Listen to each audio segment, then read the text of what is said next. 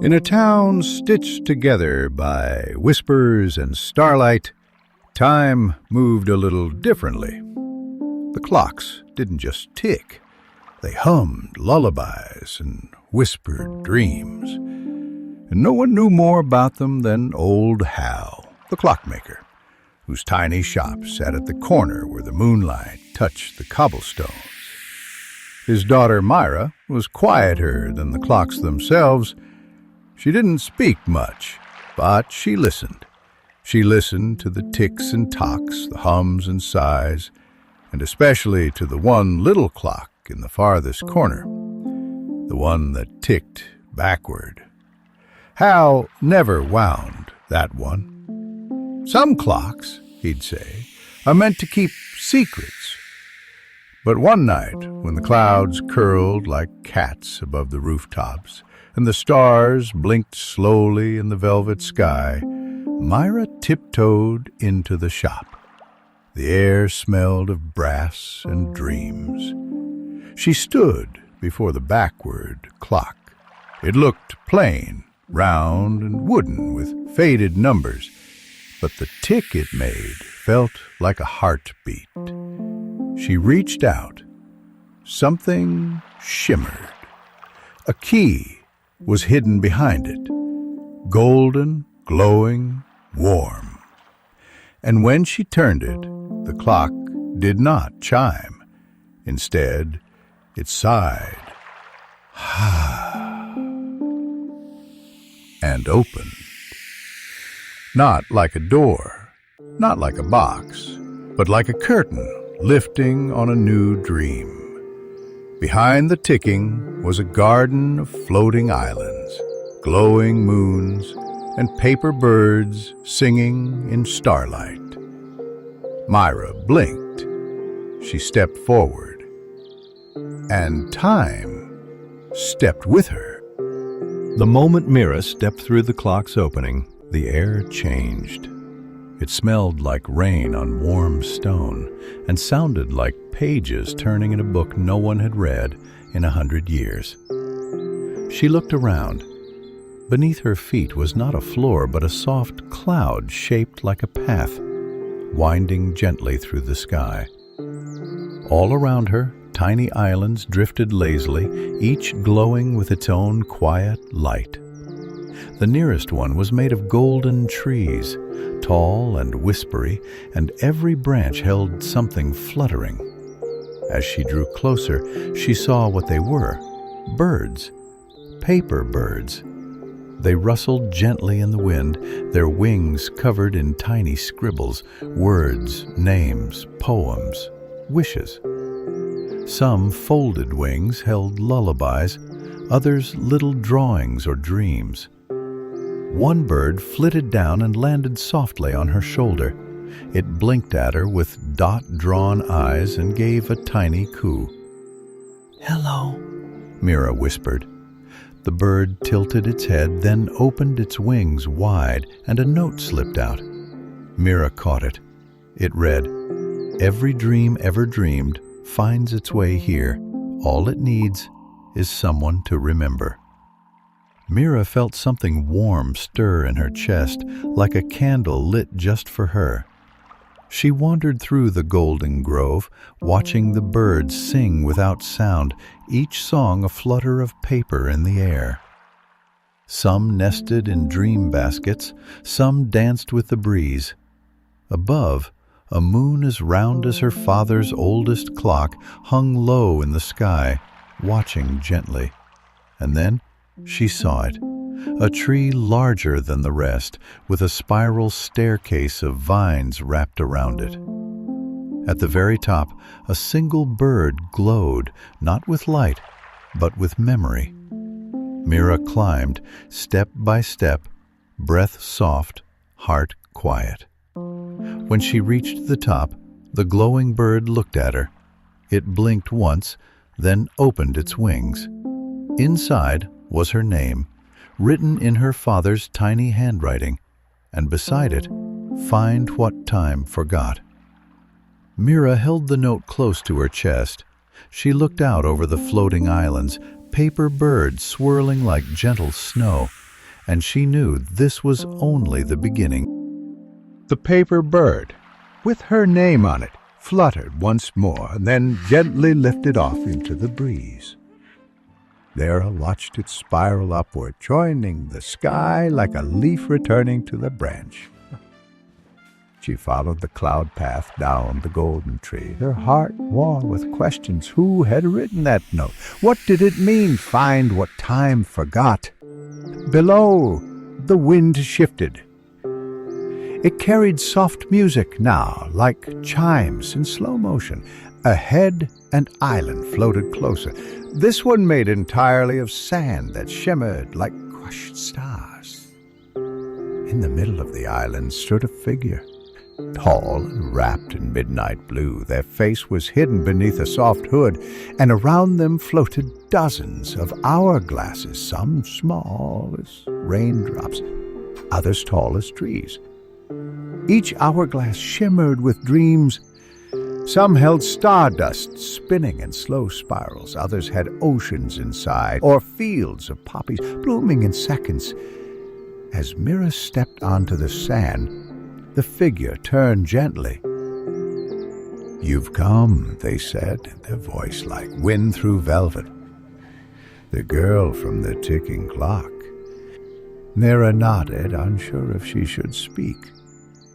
The figure smiled. "I am a dream collector. I keep the dreams time forgets. Yours was almost lost, until the paper birds brought it back." "My dream?" she whispered. The collector nodded and held out their hand. An hourglass floated forward.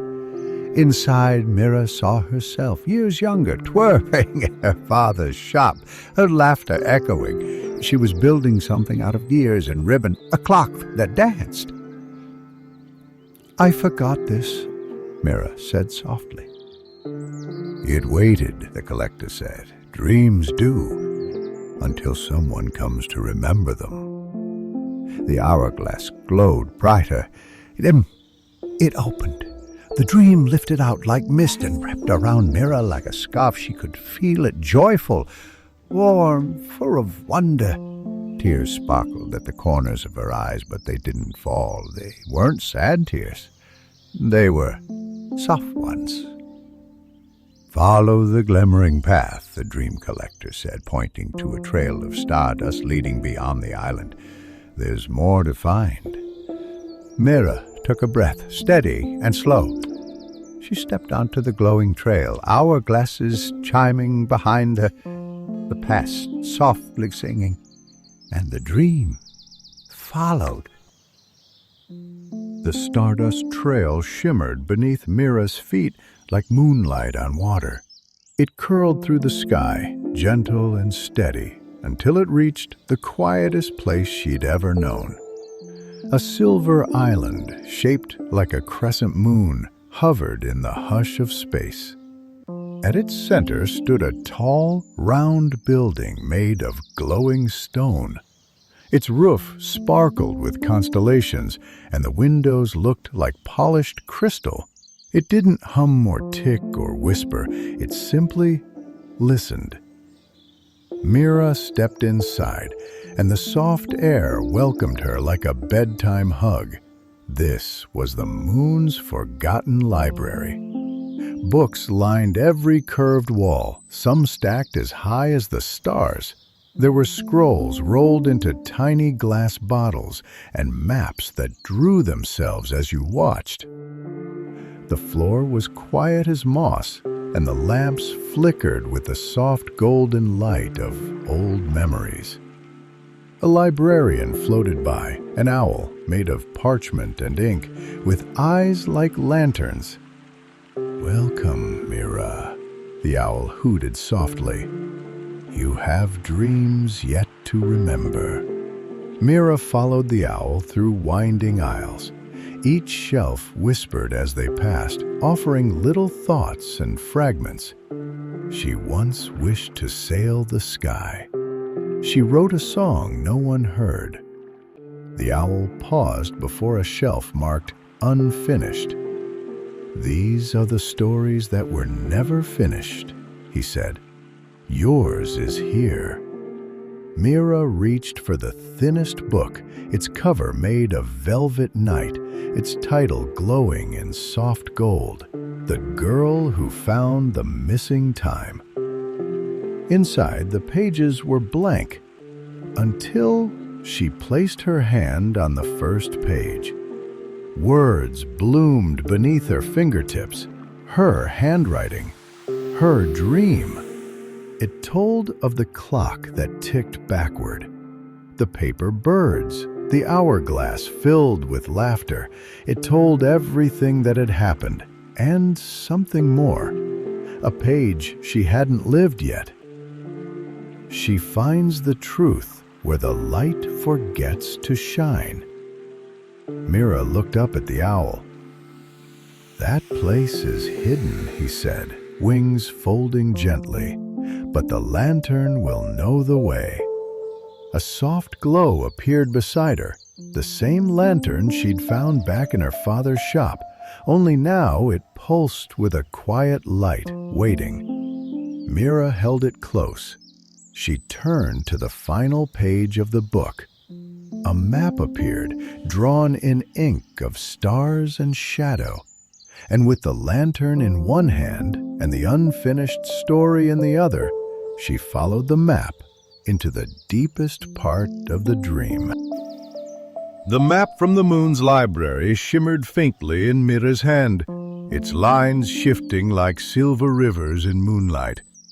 Her lantern, now glowing softly blue, guided her down a starlit spiral, deeper and deeper, until even the stars above looked like distant memories. And then, silence. She had arrived. The island below her feet was darker than night, yet not frightening. It was warm and still, like the quiet space beneath a blanket. This was the place where shadows sleep. All around her, shadows rested, long and soft, curled like cats, folded like wings. They weren't cold or lonely. They simply slumbered, as if they had worked all day and were now at peace. Mira stepped carefully, her lantern casting little halos of blue light. She thought of all the things shadows must have seen, stories hiding under beds, secrets tucked behind doors, daydreams resting beneath trees.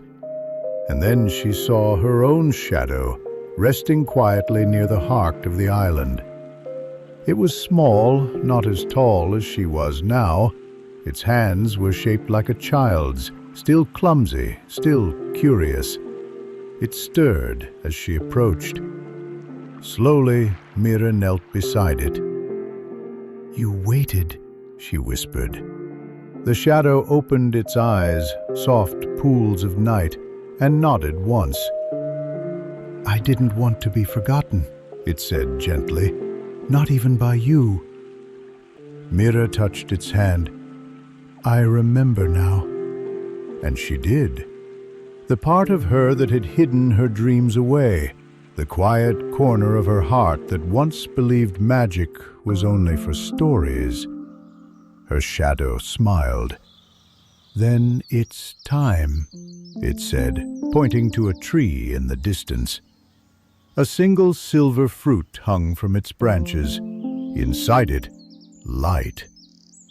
Mira approached the tree, each step as slow and soft as the beat of a lullaby. She reached up, and the fruit dropped gently into her hands. The light inside pulsed once, then opened like a blooming flower. And suddenly she saw it all.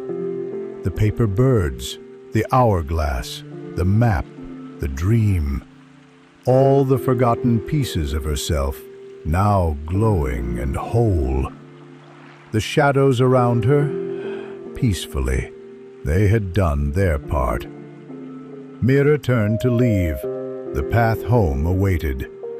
But not before one last dream.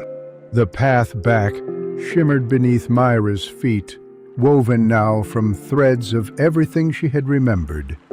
Golden words, glowing pages, soft ticks of time, and the hush of sleeping shadows. She carried the silver fruit close, its light warm against her chest, and the lantern floated beside her like an old friend. The stardust curled once more, and suddenly she was home, back in the little shop where clocks whispered dreams and dust motes danced like tiny stars. The ticking surrounded her now, familiar and sweet. But something had changed. She could hear the backward clock again, not just its ticking, but its calling. She followed the sound. Behind the workbench, past shelves of forgotten cogs and moon-polished glass, she found it, still ticking in reverse, still humming that soft, secret song. Mira held out the silver fruit. As its light touched the clock, something clicked, not loudly but softly. Sigh, like a sigh of relief. And beneath the clock, the floor shimmered. A door appeared, small, arched, made of midnight wood. A keyhole glowed in the center, shaped like the very fruit she carried. She looked down at the lantern. It flickered once, then dimmed, as if bowing. She placed the silver fruit into the keyhole. The door opened. Inside was the workshop of dreams, tables made of clouds, tools made of starlight, clocks that ticked with music, not time, and hanging on every wall were blueprints, not for machines, but for moments, moments of wonder, moments of laughter, moments like the ones she'd lived on her journey. A tiny voice spoke from behind her, the voice of the ticking clock. This is where time begins again. Mira turned slowly. The backward clock had stopped ticking. Its hands now pointed to now. Not then, not when, just now. She stepped fully into the room, the door closing gently behind her. She didn't need to look back. Everything she needed was here. And slowly, gently, like the soft wind that begins just before dawn, Mira began to build again. But not clocks. She built dreams, one tick at a time. In the quiet workshop behind the backward clock, time did not rush. It waited. It breathed. And Mira, with silver light in her heart and shadow-soft memories in her hands, built something new. Not with gears or pendulums, but with wonder. Each morning she shaped a dream. One from laughter, one from courage, one from the quiet joy of remembering who you are. And with each dream she built, the clocks in her father's shop began to change. They no longer ticked to mark hours. They ticked to mark moments, like the first smile after a long night, or the hush just before you fall asleep. One morning, as the first rays of sunlight kissed the shop's dusty window panes, Mira heard something new. A gentle ding. She turned to the backward clock, now renamed the morning clock. It ticked forward now, not fast, not loud, just softly. It was the sound of a new beginning. She opened the shop door. The town stretched before her, washed in pale gold and quiet breeze. Children laughed somewhere distant. The sky looked a little more like a dream. Mira smiled. She had found what time had forgotten, and now she would help others remember too, with paper birds, with stories, with dreams stitched into tick-tocks and tucked into lanterns. And when the night returned, as it always gently does, she would sleep deeply, peacefully, beside the clocks that no longer counted minutes, but memories. And now, little dreamer, As Mira rests and the clocks hum their gentle lullabies, it's your turn to close your eyes, to let your own dreams float softly into the night. You've traveled far tonight, through floating islands, whispering books, and sleepy shadows. Let your heart hold on to the light, and let your breath slow, like ticking stars in the sky.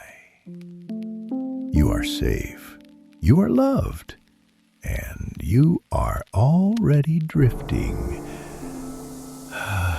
into your own beautiful dream. Sleep well, and good night.